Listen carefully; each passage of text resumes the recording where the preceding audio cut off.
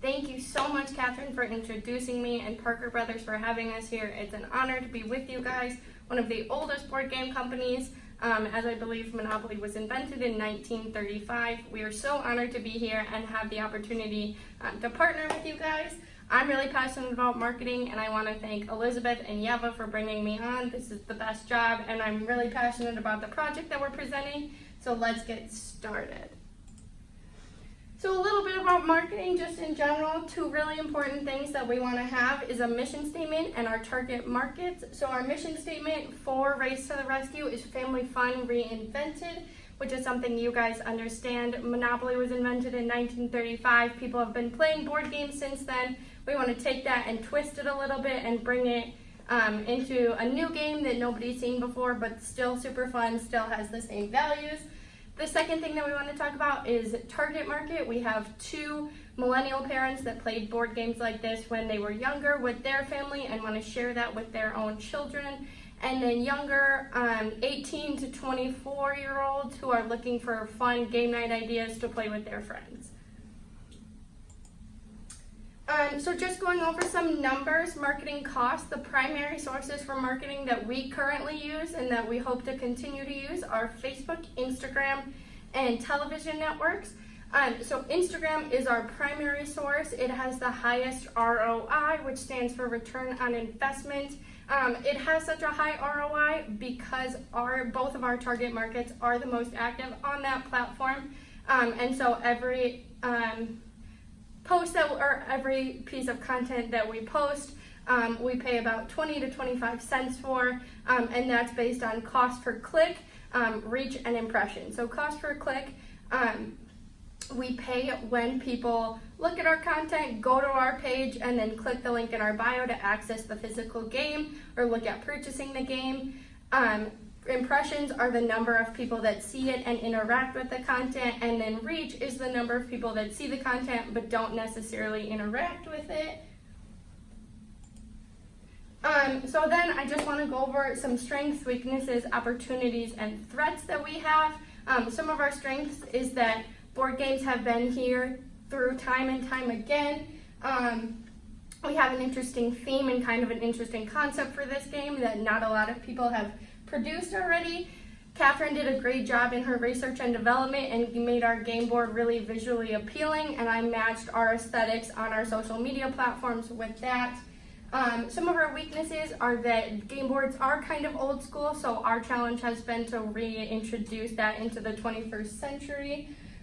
We want to make sure that our younger players comprehend the game and still can have fun with their parents and older siblings. Some of our opportunities that would include our partnership with you are expanding into collection packs, expanding into a collection pack that's for parents that are having a game night with their friends or older adults, or we could partner with different brands and create those packs. One of the other opportunities we have are giveaways, partner with brands again or different influencers and get more exposure to our game and have bigger gift packages that we could give away.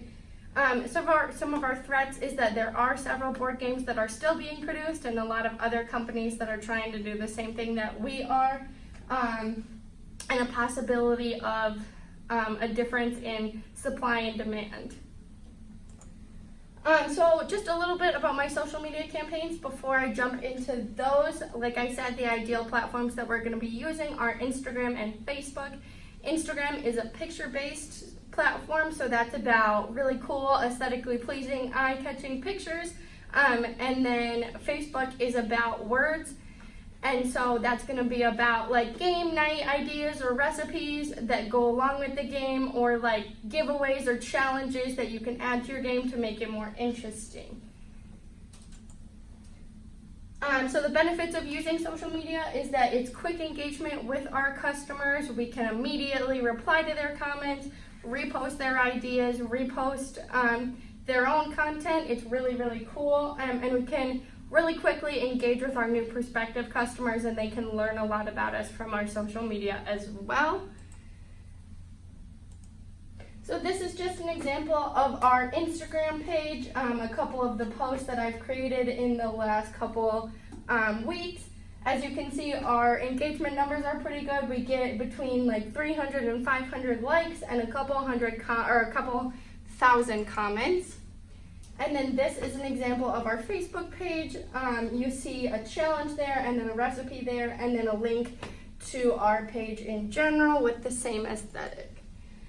Last thing I want to talk to you guys about is marketing on television networks. That's a way to connect with our younger audiences, and then they can bring this game and this idea to their parents, and it's a way for them to bond with their parents as their own idea so they feel special to us.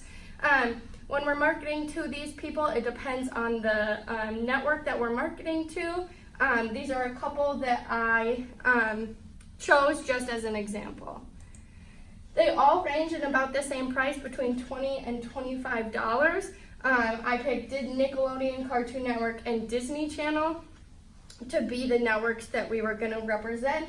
If you guys have any questions or any ideas that you want to present me with, I'm more than happy to hear your ideas or answer your questions.